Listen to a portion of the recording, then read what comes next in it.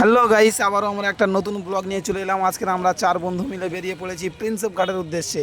মাত্র 10 টাকার বিনিময়ে আমরা প্রিন্সেপ ঘাট টিকিট কেটে নিলাম। এখন শুধু ট্রেন আসার অপেক্ষা।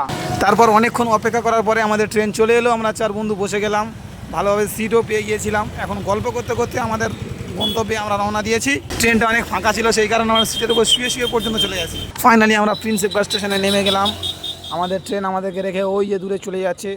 দেখো প্রিন্সেপ ঘাট স্টেশন দিয়ে বিদ্যাসাগর সেতুর ভিউটা কি সুন্দর দেখতে লাগে। দেখো আমার ভাই তো প্রিন্সেপ ঘাট স্টেশনে নামার পরে খুব এক্সাইটেড হয়ে পড়লো, প্রচুর আনন্দ করছে।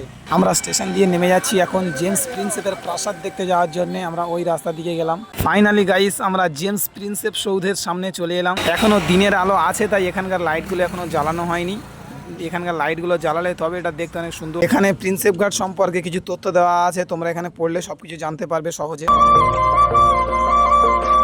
ফাইনালি গাইস, আমরা গঙ্গা নদীর ধারে চলে এলাম। এখান দিয়ে রাতের কলকাতা শহরটা কত সুন্দর দেখতে লাগছে দেখো বন্ধুরা।